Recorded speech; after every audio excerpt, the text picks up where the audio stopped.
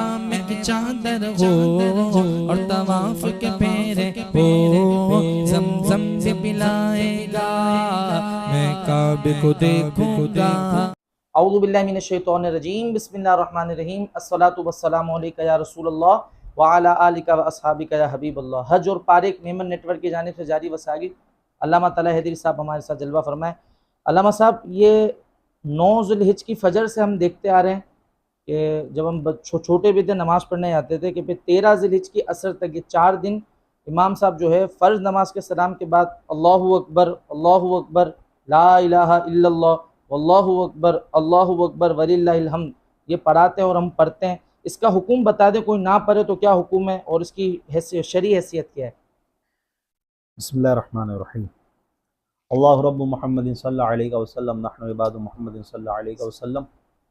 इसे तकबीर कहते हैं, जो और सलाम मैंने अभी पढ़ के सुनाई ना, आप अल्लाहु अकबर ला इलाहा इल्लल्लाहु अल्लाहु अकबर वलिल्लाहिल हम्द, ये तकबीर कहलाती है।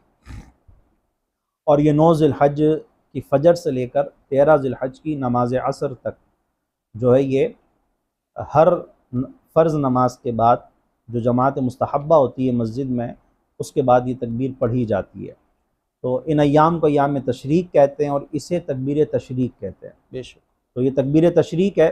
और जमात मुस्तहब्बा के साथ जो नमाज़ पढ़ते हैं, यानी मस्जिद की जो सबसे पहली जमात होती है अज़ान के बाद, जमात मुस्तहब्बा, तो इस जमात के बाद तमाम नमाजियों पर बाशुमूल इमाम साहब, ये तमाम नमाजियों पर जमात मुस्तहब्बा में शामिल होने वाले, इन पर यह तकबीर एक मरतबा कहना पढ़ना वाजिब होती है और 3 मरतबा कहना ये अफजल है।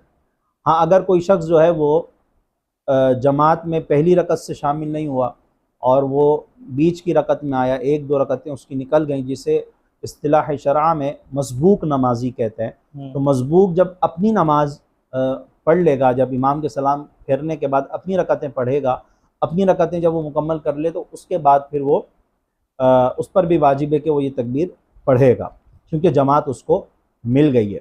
अच्छा, इसमें याद रहे कि जमात मुस्तहब्बा के साथ नमाज पढ़ने वाले पर ही ये तकबीर एक मरतबा कहना ये वाजिब है और 3 मरतबा कहना ये अफजल है।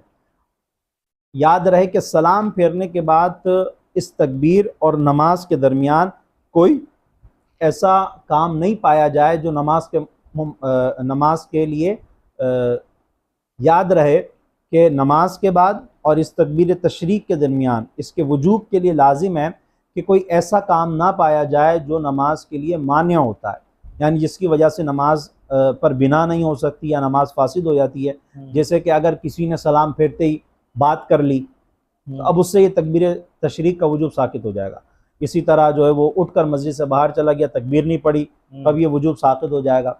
इसी तरह अगर किसी ने क़स्दन अपना वज़ू तोड़ दिया सलाम फेरते ही, तो उस पर भी ये तकबीर तशरीक का वजूब बाकी नहीं रहेगा। तो इसके अलावा जो है वो जमात मुस्तहब्बा के साथ नमाज़ पढ़ने वालों पर यह तकबीर तशरीक जो है एक मरतबा पढ़ना वाजिब रहेगी। हाँ, अगर जो जमात से नमाज नहीं पढ़ पाए, उनकी निकल गई, तो उलमा फरमाते हैं कि बेहतर है कि वो भी ये तकबीरात पढ़ लें, बल्कि साहिबैन इमाम मोहम्मद और इमाम अबू यूसुफ़ अलैहिम रहमत तो फरमाते हैं कि उन पर भी वाजिब है, लेकिन बेहतर यह है कि वो पढ़ लें। अल्लाह तबारक व तआला हमें इन तकबीरात की ख़ास बरकतें अता फ़रमाए और इन अय्याम तशरीक और ये अय्याम ज़िलहज के अल्लाह ताला ख़ास रहमतों से हम सबको मुस्तफ़ीज़ फ़रमाए।